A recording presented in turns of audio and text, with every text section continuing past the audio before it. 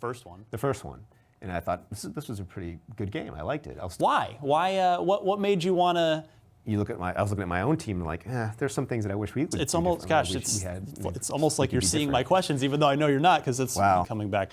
What did you learn about making the game, and what did you learn like professionally?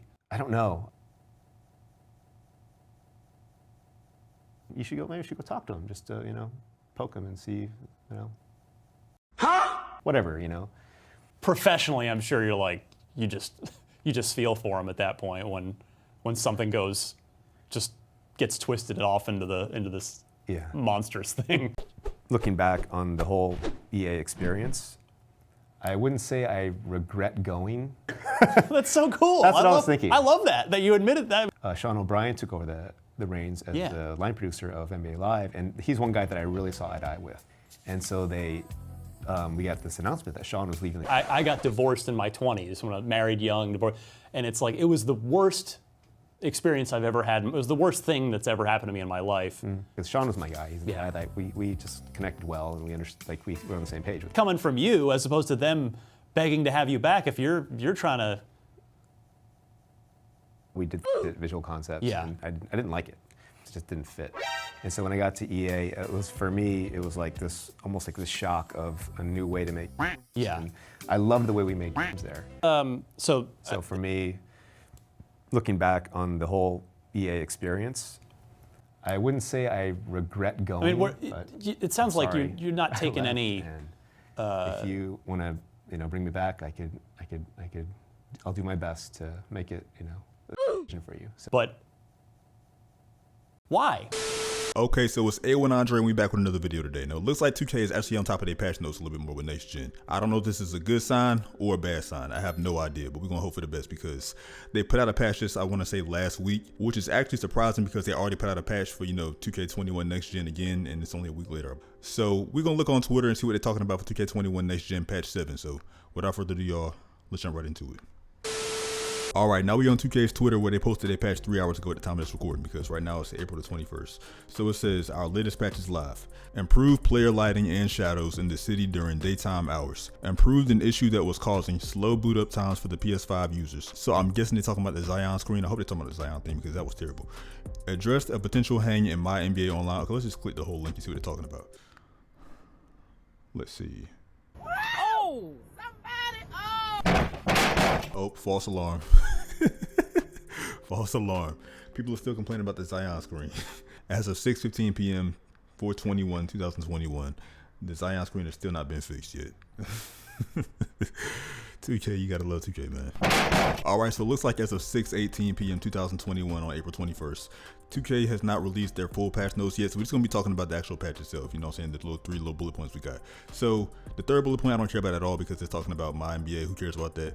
We're talking about the first two. Now for improved player lighting, the only thing I want to know is the improved player lighting going to actually, interfere with the actual performance itself? Because if they improve the player lighting, that means that the lighting is either more intensive or less intensive. So is that going to affect performance? Because, the servers in 2K21 Next Gen City part, or whatever you want to call it, in the city it sucks. Like the servers suck still. And it's harder to play in the city with the servers that we have at default. So is this going to make it better or worse by them changing the lighting again? Because in all honesty, I didn't have a problem with the lighting at all. I thought the lighting in the game was fine in the city, during the daytime hours, because it says during daytime hours. So is this going to make it better or worse, like I said, for like the third time now?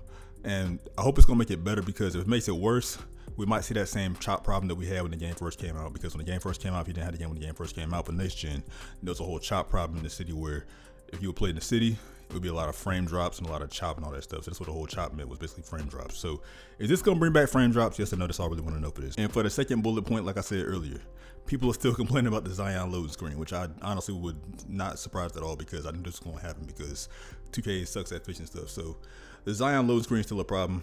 Is that going to be fixed? If it don't, I honestly don't care. I don't even play that shit, so I don't even care, to be honest with y'all. But for the people that still actually play 2K21 Next Gen, hopefully when they actually release these links to, the patch notes for patch 7, they'll actually go into, a more in-depth analysis about what they actually fixed in the game, because as of right now, we don't know that much, you know what I'm saying? Like I said, people was misled with the whole Zion fix. They could have meant like a boot up screen for the actual park itself or for the actual main menu.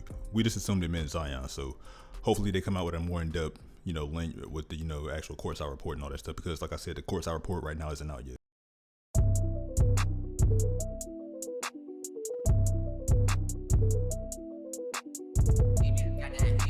All right, this part of the video is being recorded about a week after the first part of the video from last week. And I wanted to wait about a week to see if there was any more patch notes that was going to come out, and nothing really came out except for the player updates for, like, you know, the player ratings and all that stuff. So you got Jimmy Butler at like 92 overall now, +1. Paul George at 89 overall, +1. Julius Randle at 88 overall, which is +1. Bam Adebayo at 87 overall, which is -1. You got Drew Holiday at 86, which is -1. CJ McCollum at 86, which is -1. And then DeAndre Ayton at 85, which is +1. And there's actually a full list of all the player ratings on NBA2K.com. I just don't feel like reading all that because it's not really my area that I cover on YouTube and all that stuff. And it's not really my, you know, area of interest and all that. So if you want to see the full list, it's on screen right now. But like I said, there's nothing that really came out patch notes wise after what I talked about for last week's portion of the video. So that's all we got for the whole patch notes, I guess, for patch 7 for next gen. Anyway, you guys, that's gonna do it for the video. Those are just my thoughts, or those are just my initial thoughts on the patch, that is. So I'll be making another patch notes video for patch 7 once they come out with the actual Court Tower report on patch 7 for next gen. So stay tuned for that. So anyway, you guys, leave a like on the video, subscribe if you're brand new and all that good stuff. And yeah. So until next time, it's been there with Andre. I'm gonna catch you guys in the next one, and I'm out. Thanks for watching, y'all. Peace. Used to run a trap with my brothers, put that on my mother, money making motherfucker, car crack every summer. Remember we did a couple moves and we rented out a fucking Hummer. We said that we own it, we was lying, bitch we stole it, run up then